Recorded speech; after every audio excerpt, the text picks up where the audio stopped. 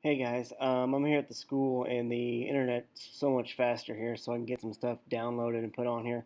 So I'm gonna do the second video for the Allied victories taking over Japan, and then we will go into the Holocaust the rest of the week.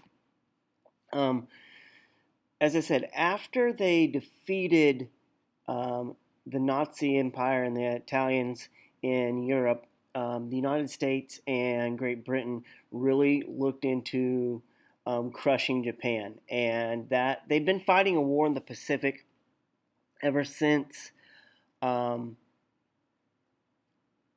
Pearl Harbor, and when the United States joined the war, but we weren't able to focus all of our attention on there. Um, the Axis powers at the beginning of the war were able to take over much of Southeast Asia and a whole bunch of little islands.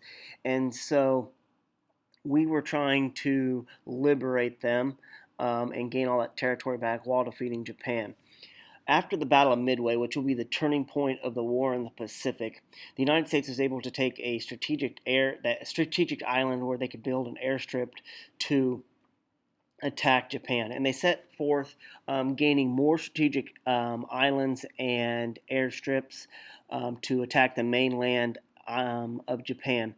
The U.S. forces will wage what they called island hopping, which was going from each one of these little islands that the Japanese had taken control of and were using as strategic locations and ridding the Japanese of them. The island hopping campaign had a goal of recapturing Japanese held islands that would serve as stepping stones to the Japanese mainland. Air bases, like I said, were built on the captured islands from which the U.S. bombers could hit Japan.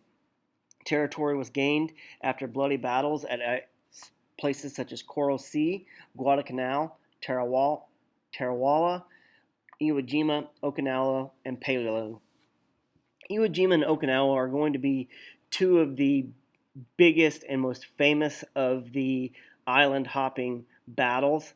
Iwo Jima is where the famous picture of the Marines raising the flag um, comes from. The United States loses thousands of men while trying to invade and take over Iwo Jima. And Okinawa, they do the same. With the blood loss and the loss of lives that we have trying to take over those islands, makes it really kind of a point that if we invade Japan, actually like putting troops on there, that we would lose millions of lives. That's why we will eventually use the atom bomb.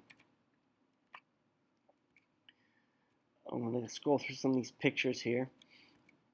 Um, Landing on Iwo Jima, they did the same thing. They used the Higgins boats like they did in Normandy. And Iwo Jima was an island that had a mountain on it called Mount Sarabachi. And the Japanese pretty much knew that protecting that island was futile for their defense. And so they dug massive tunnel complexes and bunkers within the mountain. The leaders of Japan were ordered to protect it, or of Iwo Jima from Japan were ordered to protect it at all cost. So they pretty much told their soldiers that nobody surrenders, and if you're going to surrender, you commit suicide, kind of like the samurai of old, and you booby trap your body. So several of the bodies that were found had grenades underneath them, and it made taking Iwo Jima a very long and difficult task at hand. You can see Mount Sarabachi in pictures there. Iwo Jima and Okinawa both were jungle islands, so it was really hard to fight through them, especially with the mountainous terrain.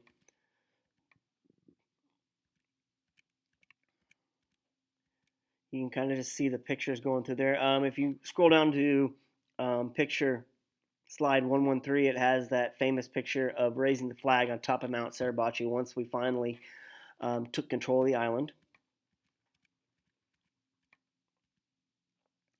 we were able to defeat the Japanese in this island hopping. We were able to sink several of their battleships, and we had superiority at the sea. And then we set to take out their air force, which we were able to do.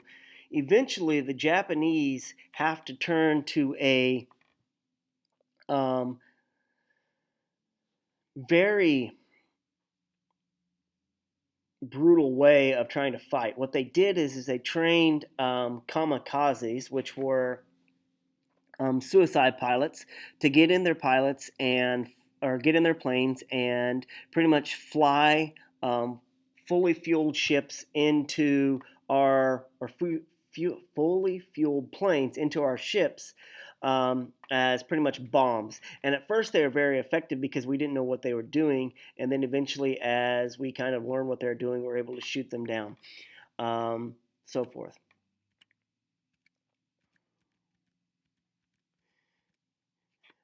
Now, eventually, we were able to take over Iwojima and Okinawa, and as I said before, we knew that we were going to need to take over the mainland of Japan. But to do that, it would be risking millions of American and British lives. So to end the war, the U.S. decides that they're going to drop the atomic bomb on Hiroshima and Nagasaki. Japan surrendered as soon as World War II was over, or as soon after we do that, and World War II will be over. Kind of one of those things, though, too. We had the technology. We created this atom bomb in the Manhattan Project, and we kind of wanted to see what it would do. And so we thought by dropping it, it would force the Japanese into surrendering, which it did. But we killed hundreds of thousands of innocent civilians by dropping it on Hiroshima and Nagasaki. But soon after that, Japan will surrender, officially ending World War II, and we will set up pretty much a democratic government within Japan that we had military rule over for a while. That is why they become one of our best allies after that. Um, World War II resulted in a total toll of 60 million lost, the most deaths in the history of warfare. The Soviet Union will lose 26 million, China 11 million, Germany 8 million, Poland 7 million, Japan 2.5 million, Italy 400,000. The United States had the least with 300,000, but we came into the war a little bit later. The Axis total losses are 11 million, while the Allied losses are 46 million. And so that is kind of it for the war. I wished I kind of had you guys in class here because there's a lot of really cool stuff that we could have talked about.